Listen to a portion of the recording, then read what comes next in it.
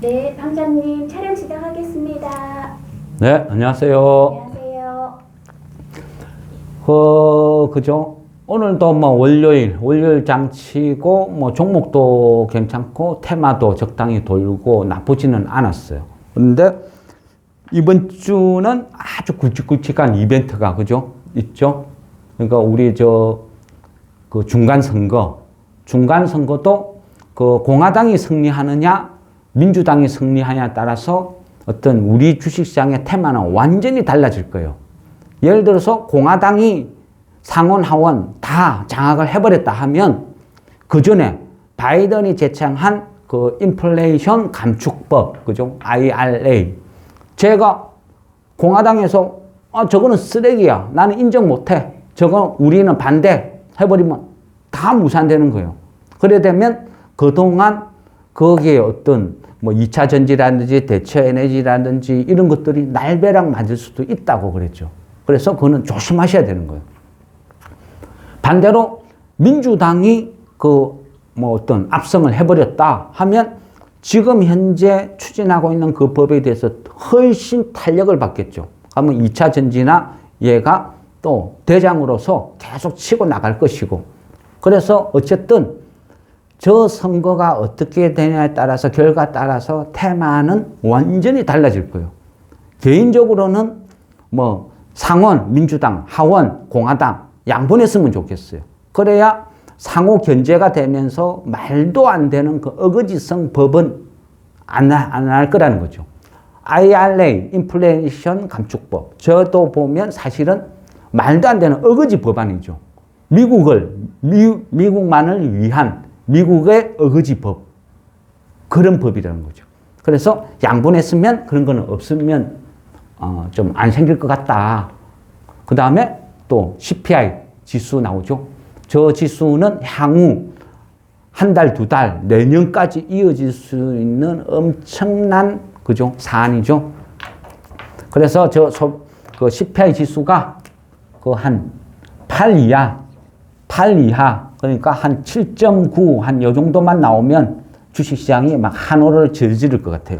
그래서 얘는 일단 무조건 보고, 근데 만일 8 이상으로 나온다 하면 요거는 또 심각하게 좀 받아들여야 돼요. 아니 8 이상으로 나왔다 하면 단기간 또 어떤 돌발 변수 폭락이 올지 몰라요. 거진 한 90%는 폭락할 거예요.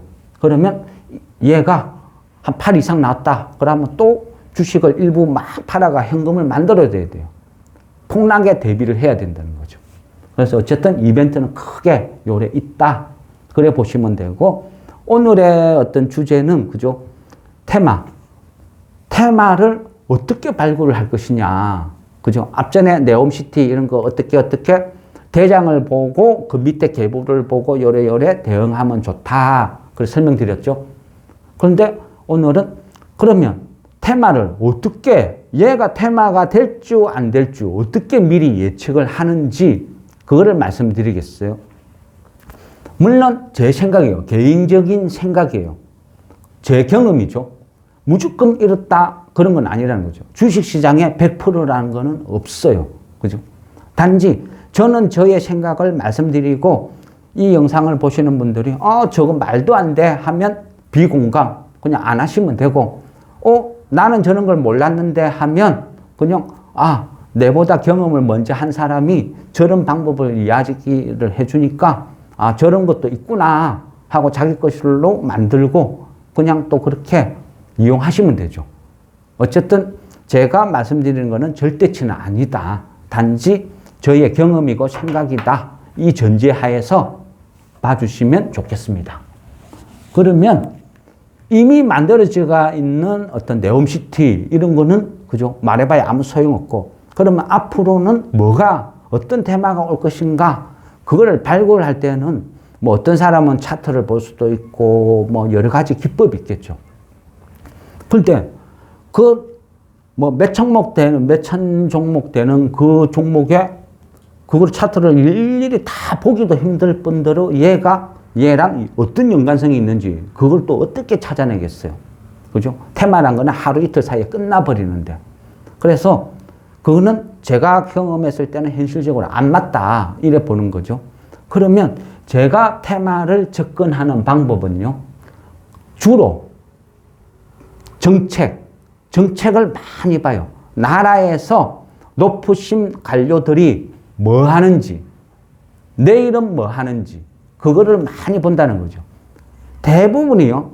국가에서 하는 정책이 뭔가 이벤트가 이루어지면 그게 하루 이틀 상간의 정권시장에서 테마로 형성이 되더란 말이죠. 거기에 범위에 따라서 일부 소수 종목만 해당될 수도 있고 아니면 큰 여러 종목이 해당될 수도 있고 그런 범위의 차이지 대부분의 어떤 주식시장의 테마는 결국은 정책에서 나온다. 그런 생각이죠. 제 경험상. 그러다 보니까 주식시장에서 차트를 보는 게 아니고 항상 정부 관련 부처 이쪽에서 이번 주 일주일 한 주 동안 쭉 보고 이번 주에는 어떤 일을 하지? 누가 어느 회사를 방문하나? 그런 거를 많이 본다는 거죠. 거기에서 요거는 주식시장에서 먹힐 것 같아. 그러면 그 종목을 미리 들어가서 사두고 뉴스화 될 때까지 기다려 보는 거죠. 물론 얘가 테마가 될 것 같아 해도 그 종목 선정에 있어서 이미 반영된 듯한 고점에 있는 종목은 절대 손대면 안 되죠. 부실주도 손대면 안 되고. 그래서 나름대로 바닥에 있는 재무제표나 이런 거 실적을 봤을 때 위험하지 않은 이런 종목을 한정을 해서 먼저 사서 기다리는 길목 지키기를 해야 승률이 높다는 거죠. 물론 차트는 실시간 대응이죠. 그거는 위험성도 비례하죠. 바닥바닥 움직이는 상태에서 내가 뛰어들었기 때문에 반응은 빨라도 그죠? 위험성이 비례해서 나타난다. 그래서 안전하게 테마를 편성하는 거는 길목 지키기가 좋다. 그러면 제가 생각하는 거요. 이제 좀 말씀을 드리면 오늘 같은 경우 그죠? 오늘 같은 경우 제가 장중에 쭉 하면서 아침에 KCS 요거 좀 사놔도 괜찮을 것 같아요. 그래 말씀을 드렸죠. 그런데 하루 참도록 재미도 없고 반응도 없었죠. 그죠? 갖고 있는 사람들이 이거를 왜 사라 했나 한장하겠나 할 만큼 거래도 없고 반응이 없었는데 막판에 10분 놔두고 퉁퉁퉁퉁퉁퉁 올라가 플러스 5%대가 끝나버렸죠. 왜 그런 일이 벌어지느냐? 오늘 있죠. 오늘 우리는 얘를 샀는데 우리는 한 템포 빨리 산 거예요. 그러면 왜 얘를 사야 되겠냐? 어떤 판단을 한 이유는 내일 한국은행에서 디지털 화폐 개발에 관련된 것을 발표를 해요. 그동안 몇 달 동안 쭉 연구를 했다는 거죠. 디지털 화폐라는 거는 코인이, 그죠? 비트코인, 알트코인들이 막 난무하고 설치니까 이제는 시대적인 흐름이 되어버렸죠.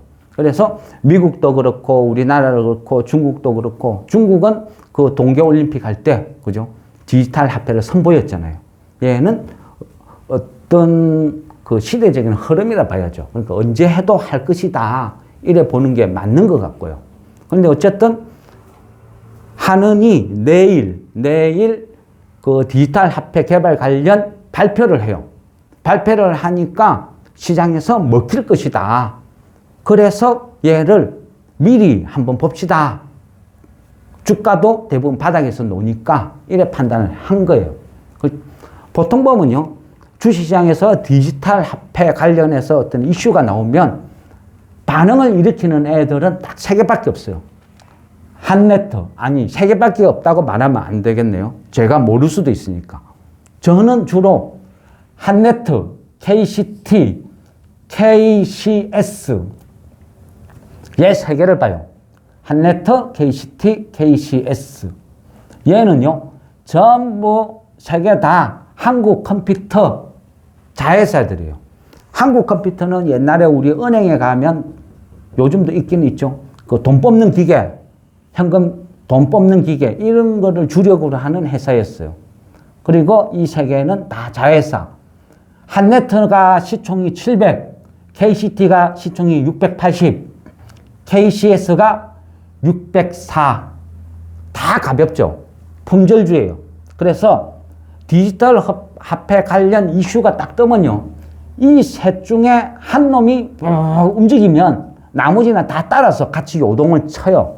그런데 이제 이 세 개를 중에 뭐 하나만 그냥 차트 보고 나는 이 얘가 모양이 이뻐 하면 얘를 골라 찍어도 되고, 아니면 세 개를 다 골고루 조금씩 사겠다 뭐 이런 방법도 괜찮고, 그 다음에 제가 뭐 개인적으로 하나 콕 집어서 KCS를 톡 집어서 말씀드린 것은, 얘는 디지털 화폐 이슈도 있지만 양자컴 관련 이슈도 같이 갖고 있어요. 그래서 얘는 양다리를 거치고 있으니까 한 개만 있는 재료가 한 개만 있는 애보다는 얘가 시총도 제일 가볍고 양자컴과 디지털 화폐 둘 다 이슈를 갖고 있으니까 얘가 낫겠다 싶어서 말씀드린 거예요. 그러면 양자컴은 다음에 한번 말씀드릴게요. 근데 양자컴도 조만간에 테마가 형성될 것 같아요. 왜냐하면 저 일본과 미국이 쑥덕 하고 있단 말이죠. 그래서 디지털 화폐가 만일 내일 반응이 없으면 얘를 손절치는 게 아니고 이후에 조금만 기다리면 또 양자컴으로 엮일 가능성이 있기 때문에 얘가 제일 안전해 보입니다. 이 테마를 보는 이유는 내일 한은에서 디지털 화폐 개발 관련 발표를 한다. 그래서 주식시장에서 한번 다다다다닥 칠 가능성이 많다. 주가 위치도 바닥이다. 이런 이유로 말씀을 드리는 거예요. 그래서 얘가 만일 좀 한은에서 강력하게 짧은 기간에 얘를 이슈화시키면 얘들은 그죠? 단기간 테마가 되면서 막 급등을 하겠죠. 테마라는 거는 작은 테마든 큰 테마든 대부분 정책에 의해서 만들어지는 경우가 대부분이다. 이래 보시는 거고요. 그러니까 오늘 장 끝날 무렵에 얘가 반응을 막 보이는 것도 일부는 알고 있겠죠. 이런 기사나 정책 기사를 보는 사람들은 저같이 이런 누가 뭐하나, 한국은행 총장이 뭐하나 쳐다보고 있는 사람들은 미리 하루 앞당겨서 눈치를 까고 미리 사는 사람도 있다는 거죠. 그게 막판에 어떤 뭐 언론에서 어디에서 떠들었는지 뉴스로 나왔는지는 모르겠어요. 그렇지만 막판에 3시 10분 이후부터 쭉 움직여서 플러스 5%를 만들어 뒀다 하는 것은 누군가가 손대는 뭐 좋게 이야기하면 소위 뭐 세력이 막판에 관리를 했다. 내일 팔아먹기 위해서, 급등시키기 위해서 이래 해석할 수도 있다는 거죠. 물론 개인적인 생각입니다. 그러면 또 다른 테마, 그죠? 또 다른 테마를 하나 예를 들어볼게요. 우리 내일이 아니고 내일이 화요일이니까 화요일 하수쯤 되겠네요. 하수쯤 되면 내일 오후가 맞구나. 내일 오후쯤 되면요. 우리나라의 정부의 농림축산식품부라는 데가 있어요. 농림축산식품부. 장관 누군지 알아요? 정한건. 그렇죠. 정한건. 계속 이런 것만 추적하고 하니까 이제는 막 쏙쏙쏙쏙 기억이 다 나죠. 유명산 잘해요. 예. 각 부서별로 장관들이 그죠? 뭘 하는지 봐라. 한덕수 총리가 어디 가서 뭐 하는지 봐라. 계속 얘는 주식시장에서 테마가 된다. 그래 말씀드렸잖아요. 내일 보면요. 농림축산식품부 장관이 뭘 하냐면요. 사람들, 관계부처 사람들을 이래 모아놓고 회의를 해요. 근데 회의 주제가 이거 주식시장에 먹히겠는데 싶은 안건이 하나 있더라고요. 그 안건이 뭐냐? 스마트 농업 육성 및 지원에 관한 법률 제정 국무회의를 한다고 해요. 내일. 그러면 여기서 뭐 하겠어요? 이쪽 관련된 업종을 키우기 위해서 뭐 세제 혜택을 주든 정부에서 1,000억, 2,000억 조성해가지고 지원을 해주든 뭔가를 한다는 이야기죠. 스마트 농업이라는 게 왜 요즘 계속 각광을 받죠? 왜냐? 우리나라는 이미 고령화 사회로 진입을 했죠. 고령화 사회로 진입을 하다 보니까 농사 지을 사람이 없어. 그런데 그동안은 외국인 노동자들을 왁 데리고 들어와서 이 사람을 일을 시켰는데 코로나가 발생되니까 이 노동자들이 다 떠나버렸어. 그러니까 문제가 생겼죠. 이 사람들을 다시 데리고 온다 해도 시급이 너무 비싸니까 이 농사 짓는 분들이 이 외국인 노동자를 시켜서 하루 종일 농사를 지어가지고 수확을 해서 팔아도 인건비 떼고 뭐 떼고 나면 남는 게 하나도 없다는 거죠. 이래서는 경쟁력이 없다는 거. 그리고 우크라이나, 러시아 전쟁 사태로 곡물이나 이런 게 초급등하는 걸 봤죠. 그 다음에 뭐 인도나 이런 데서는 수출 금지시키고, 그러니까 이제는 식량이, 그죠? 식량으로서 끝나는 게 아니고 한 국가의 생존을 결정하는 중요한 무기화 됐다는 거죠. 그래서 이 농업이라는 것은 점점 좀 어떤 국가, 한 국가가 지탱하는데 비중이 점점 커져요. 그러다 보니까 사우디도 빈살만이 직접 나서서 스마트 농업을 막 부르짖죠. 많은 국가에서 그래요. 그러다 보니까 우리나라에서도 그 비슷한 일련 어떤 과제가 의제가 되겠죠. 스마트 농업 육성, 여기가 법제화시키는 거죠. 그러면 스마트 농업이라고 생각하면 범위가 강범위예요. 어떤 종목이 어떻게 해당될지, 그죠? 잘 모르겠어요. 그렇다고 그 종목이 제가 모든 종목을 다 아는 것도 아니고, 그래서 여는 약간 주관적인데, 또 얘가 내일 스마트 농업 육성 지원에 관한 법률 제정이 국무회의에서 채택돼서 이렇게 활성화된다 해도 제가 보는 종목이 실제 반응을 볼지 안 볼지는 모르겠어요. 그런데 어쨌든 저는 이런 식으로 본다, 이 정도까지만 보시면 좋겠다. 그러면 이 법안이 통과가 되면 제가 봤을 때는요, 주식시장에서 가장 반응이 빠른 것은 일단은 시총이 크면 테마로서의 자격은 미달이에요. 반응이 없으니까. 그래서 시총은 항상 가벼워야 된다. 그렇다고 부실해서 하면 안 된다. 이런 전제가 깔리는 거죠. 그래서 골라본 것이 제가 아는 범위 내에서는 그린 플러스 얘도 시총이 한 1200억짜리예요. 그리고 뭐 주가 위치도 그리 높지도 않고, 얘는 뭐 전통적으로 뭐 스마트팜 이쪽에 좀 집중하는 회사. 그리고 두 번째로 솔트웨어는 표면적으로는 컴퓨터 클라우드, 얘가 전문이에요. 주 전공. 그런데 솔트웨어가 요즘은 그 인공지능 조금만 했다 하는 회사들은 제일 빨리 진출하는 분야가 스마트 농업이거든요. 스마트팜. 제일 만만하고 관리가 쉽고 또 어떤 후유증이 없으니까. 사람을 상대로 하는 게 아니니까. 근데 솔트웨어는 스마트팜에 진출을 해가 있는데 중동 있죠, 중동. 중동에서 굉장히 좀 활발하게 움직이는 회사예요. 그리고 사우디에서도 지금 스마트팜 농장을 만들어서 거기에서 시범 운영을 막 하고 있어요. 그래서 가끔 얘도 네옴시티 테마로도 한 번씩 툭툭툭 움직이는 종목이라는 거죠. 근데 그동안에는 뭐 컴퓨터 클라우드 이쪽으로 더 알려져 있다 보니까 아직까지는 미미해요. 근데 얘가 제가 보았을 때 스마트 농업 팜 중에서는 시총이 제일 가벼워요. 주가도 바닥에 놀고 있고. 그래서 얘도 편성을 했어요. 시총이 506억밖에 안 되고. 그렇다고 부실회사는 아니거든요. 그래서 솔트웨어도 가능성이 있다. 그 다음에 보는 게 아시아텍. 아시아텍 같은 경우는요, 시총이 600억밖에 안 되는데 올해 이익이 한 150에서 한 200억 정도 날 것 같아요. 아시아텍 같은 경우는 그냥 잘 아시다시피 농기계 만드는 회사예요. 근데 농기계 만드는 회사를 왜 스마트 농업 이쪽으로 편성을 시키느냐 하면, 그죠? 그냥 이런 비닐하우스, 유리 온실 하우스 지어놨고 거기에서 작물 막 재배한 데서 끝나는 거 아니죠?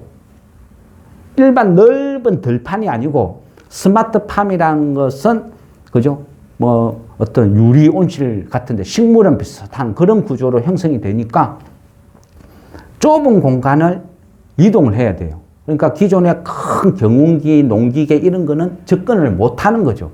그래서 작은 기계가 필요해요. 아시아텍은요, 농업 기계 중에서도 미니, 소형화 농기계에 특화된 회사예요. 그리고 일부 품목은 전 세계에서 제일 잘 팔리는 베스트, 월드 베스트 상품으로도 등재가 될 만큼 농기계에서는 굉장히 특화되어 있어요. 그런데 얘가 최근 3년 동안 보면 이익이 퐁퐁퐁 급증을 하기 시작해요. 왜 급증을 하느냐? 고령화되고 외국인 노동자 다 떠나고 시급은 자꾸 올라가고 외국인 노동자 데리고 와서 일 시키려니까 시급이 너무 비싸고 그러니까 결국은 자동화로 바뀌는 거죠. 우리나라 농업도. 자동화가 바뀌니까 결국 아시아텍에서 개발한 미니 농기계들이 점점 인기를 얻는 거죠. 굉장히 많이 매출액이 늘어난 이유가 그렇다. 물론 얘는 전 세계적으로도 수출을 되게 많이 해요. 앞전에요, 저 우크라이나, 러시아 얘들이 어떤 전쟁 종식 이야기만 나오면 우크라이나 재건, 그죠? 툭 하면 나오죠. 우크라이나가 전 세계 밀, 그죠? 한 3분의 1을 공급을 하는 엄청난 농업 국가이기도 하니까 저기 미사일 쏘고 뭐 쏘고 해가지고 전쟁통에 온통 불바다 되고 막 난장판 됐죠. 그러면 전쟁 끝났다 해가지고 바로 농사 지을 수 있는 땅이 된다는 건 아니잖아요.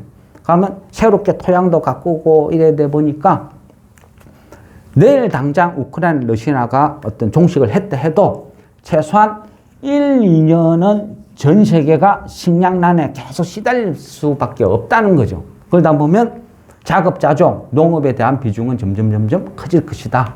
그래서 아시아텍 같은 경우는 저는 제 개인적으로 봤을 때는 이런 종목은 지금 가격이면 계속 사모아서 나는 이런 종목은 장투하겠다. 지금 너무너무 싸니까 한 1, 2년 내다보고 수익 한 100% 이상 보고 장투를 해도 충분한 종목이다. 개인적으로는 그렇게 생각을 해요. 그런데 그전에도 참 좋아하는 종목이었는데 이제 스마트 농업 육성법이라는 이 법률이 제정이 되니까 겸사겸사 얘도 바닥에서 탈퇴하는 계기가 될 수도 있겠다. 물론 저 러시아, 우크라이나 평화 협상하면 또 그 관련주로 훅 뜰 수도 있겠죠. 앞전에도 그런 이력이 있으니까. 그렇지만 한 가지만 놓고 봤을 때는 확률적으로 떨어지는데 러시아, 우크라이나 이슈, 그 다음에 스마트 농업 육성 이슈 양쪽을 같이 끼고 있으니까 얘는 이래저래 괜찮겠다. 이렇게 보는 거죠. 어쨌든요, 제가 테마라는 것을 예상을 하고 미리 가서 길목지키기 하는 방법은요, 이렇다는 거죠. 차트를 보고 어떤 찾아내는 것이 아니고 저는 항상 나라에서 뭘 하나, 관계부처에서 뭘 하나, 장관이 어디 가서 뭘 하나, 그 사람을 행적을 추적하는 것을 좋아해요. 그 사람이 어디 가서 뭘 했을 때 이게 주식 테마로 되겠다 싶으면 그 관련 주식을 찾아서 미리 사두고 기다리고, 이게 제가 테마를 발굴하는 방법이라는 거죠. 가끔 가다 보면요, 테마, 요거는 테마가 되겠다 예상을 하면서도 말을 하면 안 되는 테마도 가끔 있어요. 요 위에 적어놨죠. 맥ICS. 쟤는 오늘 좀 급등하고 했는데 쟤는 밴드든 어디든 제가 일절 거론은 안 했어요. 그게 맞는 것 같았어. 왜냐하면 우리 그죠? 서울에 이태원 참사가 생겼잖아요. 참사가 생겼는데 이 사건 이후에 국가에서 비상재난대책이라든지 여러 가지 법률을 제정을 하면서 이 심정지를 했을 때의 위급 사항을 대비하기 위해서 전국에 있는 아파트 각 동마다 이 심장 박동기를 비상용으로 비치를 해라. 이런 법이 지금 거론이 되고 있어요. 그래 되면 전국에 아파트가 얼마나 많아요. 엄청나게 많죠, 숫자가. 근데 여기에 심장방부동기를 다 설치를 해라 하면 이것을 만드는 회사는 엄청난 수혜를 볼 수 있겠죠. 그러면 이익이 늘어날 것이고, 그런 종목은 또 주식으로 반응을 막 일으킬 수 있겠죠. 그렇지만 누군가의 불행을 돈벌이 수단으로 제가 이 종목은 이렇다 하고 말을 하려니까 시기적으로도 그렇고 그거는 차마 예의가 아닌 것 같다. 그래 싶어서 그냥 빼버렸어요. 아무한테도 말씀을 안 드렸어요. 그런데 이제 이런 교육을 하니까 설명을 드리는 거예요. 어떤 게 이런 테마가 됩니다. 저런 거는 별로 안 좋은 기사로 나왔지만은 주식쟁이로서 본능적으로 머릿속에 생각이 난 거죠. 아, 이 기사를 보니까 저 종목이 움직일 것 같은데. 근데 차마 말은 못 하겠어. 이런 기사도 있고요. 그리고 오늘도 그 영상을 찍기 위해서 쭉 오다 보니까 잠깐 그 인터넷을 보다 보니까 재밌는 기사가 하나 있더라고요. 그죠? 경제가 어렵고 힘들고 하면 가장 저소득층 있는 뭐 독거노인이나 이런 분들이 대부분 돈벌이로 하는 게 뭐죠? 폐지. 그렇죠. 폐지 줍는 거. 잘 맞추시네요. 이 폐지를 주어서 팔고 하는데